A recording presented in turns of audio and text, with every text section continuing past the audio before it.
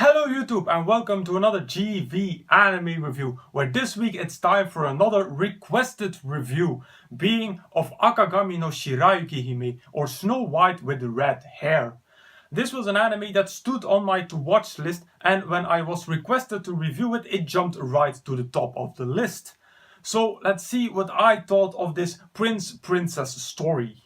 The main character of Snow White with red hair is a girl named Shirayuki, who has very rare bright red hair. And because of this she gets noticed by the prince of her country, who wants to make her his concubine. Now Shirayuki doesn't accept this and runs away into the forest. Here she meets a boy named Zen Wisteria, who saves her from the prince. And Zen appears to be a prince himself from a neighboring country named Clarines. Now Shirayuki goes to Clarines, and with her herbalist skills she aims to become a court herbalist at the castle. From here on we follow the adventures of Shirayuki, Zen and their friends, all whilst the relationship between Shirayuki and Zen becomes deeper. My first positive point of Snow White with red hair was the medieval setting of the anime. It's always refreshing to see something else than the standard high school setting that we get in 90% of the romance animes. Not that I have anything against those, but once in a while it's nice to see something else. Also, I find the Middle Ages an interesting period to use in animes. It delivers opportunities that the normal high school romance animes can't use. So a medieval setting is always an extra plus for an anime, just like in animes like ReZero, Haito Genzo no Grimgar, Berserk or Sword Art Online in the Aincrad arc. The second positive point must be the OST. The OST was beautiful. Snow White with red hair was one of those animes where the OST already caught my attention when I was watching the anime, and that is a good thing. I immediately wanted to listen to the OST as soon as I finished the anime. Full orchestral OST is the most perfect kind of OST that you can use to please me. And on top of my eternal love for classical music, the atmosphere felt very fairy tale-like. It all felt a bit dreamy, and at its core, Snow White with red hair is still a fairy tale prince-princess story.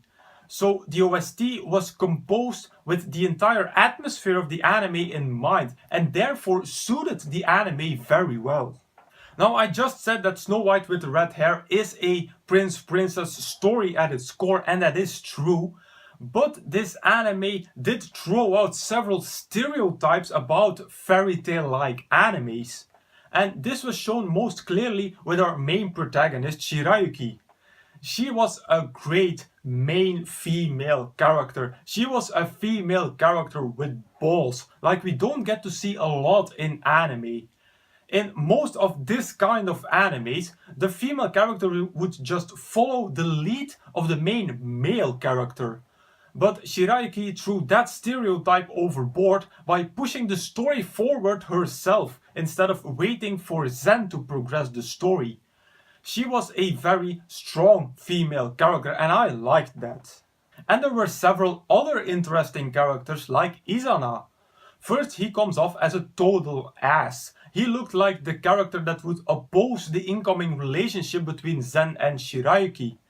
But also this stereotype gets thrown overboard, because Izana isn't an ass after all, and he even supports Zen in his feelings. Also, Raj was interesting, and I was particularly happy that they gave him development in the second season, instead of leaving him to be the evil character of the anime. And look at that, another stereotype down the trash can. But in my opinion, the most interesting character was Obi. He was both the goofball and the voice of reason in this anime. He had the most interesting personality, and it's a shame that it wasn't used to its fullest. Because I would have liked to know more about Obi. We get a little glimpse of his past near the end of the anime, but we never really learn who he is.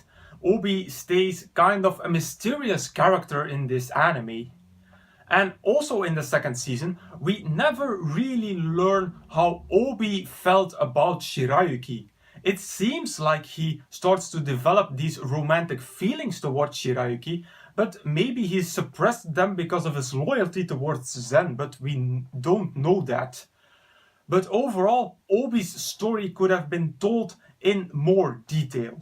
The thing that felt most random to me was the meeting between Shirayuki and her father in the second season. That came completely out of nowhere. I mean, how did she even recognize him? She only met him once when she was still very young. So that encounter came completely out of nowhere, but I understand why they inserted it into the anime. See, because of Shirayuki's father being a former noble, Shirayuki in theory has noble blood. And Shirayuki having noble blood makes a relationship between her and Zen that much more likely and possible in the continuation of this story. Zen, a prince, having a relationship with a civilian girl would be almost unthinkable, even with Izana's consent.